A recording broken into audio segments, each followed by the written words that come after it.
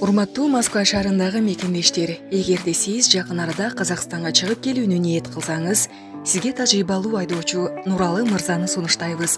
Биздин Айфарт унаалар кызмат кылат. Унаабыз ыңгайлуу жана кенен, жолдо кыйналбайсыз. Жолго чыгарда документти чорнойдон текшеребиз. Беспересадка өзүбүз алып кирип чыгабыз. Биздин дарек Метро проспект Мира 39А. Биздин байланыш номер +7937 762 37 30. Путин Москвага дрон менен чабуул коюуну террордук акт деп атады. Москвага Украина учкурсуз аппараттар менен чабуул коюу террордук акт. Россия президенти Владимир Путиндин билдирүүсү Кремлдин сайтына жарыяланды. Согушту 2014-жылы биз тутандырган жокпуз. Киевдик режим Донбасста баштады. Украинанын чоңдору колдонуп жаткан каражаттарды биз колдонбойбуз. Муну Москвадагы жай тургундар жашаган объектилерге чабуул жасаганы көзгө сайып тастыктап турат, деди Путин. Ошондой эле ал Россиянын армиясы Украина куралдуу күчтөрүнөн айырмаланып, аскердик инфраструктураларга гана таамай сокку уруп жатканын белгиледи. Анын арасында жакында эле сокку жеген Украинанын аскердик жалгындоо штабы бар экенин айтты. Киевдик режим турак жайларга сокку уруу менен Россияны, анын жарандарын чочутууга аракет кылуу жолун тандады. Бул албетте террордук ишмердүүлүктүн ачык белгиси. Россиянын реакциясын көрүү жана өзүнө окшоп жооп кайтарууга чагым жасоо аракети тынчсыздандырат. Муну Украина эли түшүнүшү керек, деди РФ президенти. Белгилей кетсек, кечээ 30 майда Украина Москвадагы имараттарга учкутсуз аппараттар менен чабуул жасады. 8 дрон тартылып, 5-өө Подмосковьеде зениттик курал комплекси атып түшүргөн. 3-өө радиоэлектрондук каражаттар менен иштен чыгарылган. Тергөө комитети террористтик акт тууралуу кылмыш ишин козгоду. Булак Спутник кече. Башкы прокурор Жогорку кеңештен Адахан Мадумаровду кылмыш жообуна тартууга уруксат сурады. Башкы прокуратура Адахан Мадумаровду жоопкерчиликке тартуу боюнча сунуш киргизди. Бул тууралуу бүгүн 31-майда Жогорку кеңештин жыйынында төрага Нурланбек Шакиев билдирди.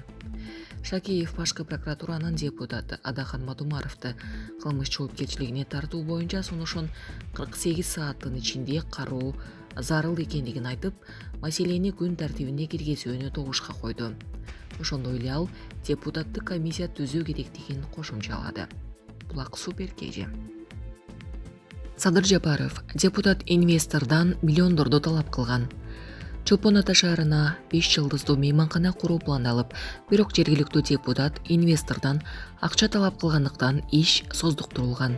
Бул тууралуу кечээ 30-майда президент Садыр Жапаров Чолпон Атадагы жаңы курулган парктын ачылышында сүйлөп жатып билдирди. Анын маалыматына караганда, жергиликтүү депутаттардын бири инвестордон 1 миллион сом алган. Президент белгилегендей, мындай кадамдардан улам бир канча объектилердин курулушу улам кечең деп жатат. Былтыр Сейил бакты куруунун алдында Чолпон Ата шаарынын жетекчилигин депутаттарды чогултуп, ушул жана башка объектилерди курууга көмөктөшүүнү, ички инвесторлорго жардам берүүнү өтүнгөн.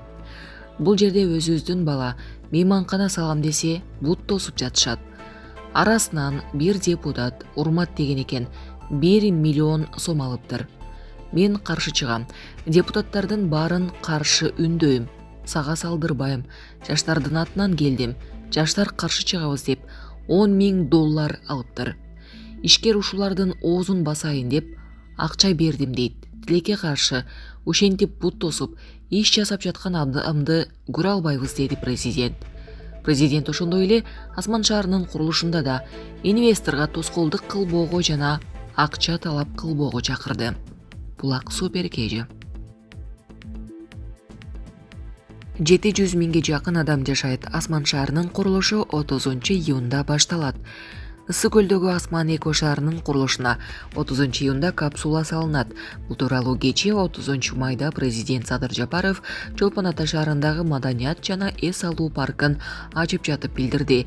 Белгиленгендей, шаардын долбоорун даярдоого 1,5-2 жылдай убакыт кеткен. Асман шаарынын долбоору даяр болуп калды. 30-июнда кутучасын салабыз. Ал шаарда 500 миңден 700 миңге чейин адам жашайт деп пландоодобуз. Аянты 4 миң гектарды базаларды түзөт, деди президент. Асман шары тыштан келген инвесторлар тарабынан салынат. Булак супер кежи. Орусиянын учактары Украинанын күч бригадасы жайгашкан пункттарга чабуул жасады. Орусиянын учактары Украинанын 1-атайын күчтөрдүн бригадасын жайгаштыруу пункттарына бомба жана ракета менен сокку урду. Бул тууралуу РИА Новости басылмасына Запад аскерлер тобунун басма сөз борборунун башчысы полковник Сергей Зыбынский билдирген. Топтун учактары 1-атайын бригаданын убактылуу жайгаштырылган пункттарына 14 жана 92 өзүнчө механикалыкташтырылган бригадалардын жана аймактык коргонуу бөлүктөрүнүн жеке курамы, курал-жарак жана аскердик техникасы топтолгон аймактарга ракеталык жана бомбалык соккуларды жасады, дейт ал. Зыбынскийдин айтымында Купянск багытында Акация жана Эмста С замбиректери, Старица жана Вишновая калктуу конушундагы душмандын 2 минометтук экипажы жок кылынган. Андан соң Лозовая жана Западная кошундардагы Д-20 жана Д-30 замбиректери артиллериялык аткылоо менен жок кылынды. Эске салсак, кечээ 30 майда эртең менен Орусиянын борбору Москва шаарына учкутсуз учуучу аппараттар менен чабуул жасалган. Ал эми Орусиянын президенти Владимир Путин украиналык учкутсуз учактардын Москвага чабуулун теракт деп баалай турганын билдирген. Булак супер кежи.